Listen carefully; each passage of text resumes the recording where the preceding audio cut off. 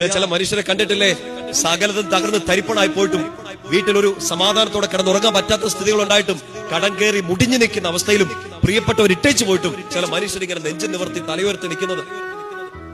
അവരെ തോപ്പിക്കാൻ ലോകം മുഴുവൻ ശ്രമിച്ചിട്ടും തലയുയർത്തി ഇങ്ങനെ നിൽക്കുകയാണ്. ചുറ്റും നിന്നവരൊക്കെ നമ്മുടെ ഉൽപ്പത്തി 49 വായിക്കുന്ന പോലെ ജോസഫിന്റെ ചുറ്റും നിന്നവന്റെ ശത്രുക്കൾ അവനെതിരെ അമ്പെയ്തു. അവനിങ്ങനെ നേരെ നിൽക്കുകയാണ്, തോറ്റു കൊടുക്കുകയെന്ന് പറഞ്ഞുകൊണ്ട്. കാരണം അവനൊരു ബോധമുണ്ട്, ഒരു ബോധ്യമുണ്ട്. ഞാൻ ആരെ വിശ്വസിച്ചോ, ആരുടെ വചനത്തെ ഞാൻ പ്രകീർത്തിച്ചോ, ആ കർത്താവിൽ ഞാൻ ആശ്രയിച്ചുകൊണ്ടിരിക്കുകയാണ്. സകലവിധ അടിമത്തത്തിൽ നിന്നും എന്നെ തകർത്തെറിയാൻ ശ്രമിക്കുന്ന സകല കൂരമ്പുകളുടെയും നടുക്ക് ഞാൻ നിൽക്കുമെന്ന്. 110 സങ്കീർത്തനത്തിലെ സുന്ദരമായ ഒരു വാക്യം ഇതാണ്: നിന്റെ ശത്രുക്കളുടെ മധ്യേ നീ വാഴും.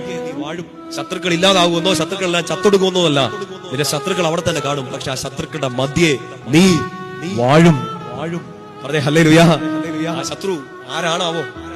രോഗമോ ദുരിതമോ പട്ടിണിയോ എന്തു തന്നെ ആവട്ടെ, നിങ്ങൾക്കുണ്ടായ തെറ്റിദ്ധാരണകളാവട്ടെ, നിങ്ങൾ ചതിക്കപ്പെട്ടതാവട്ടെ, നിങ്ങൾ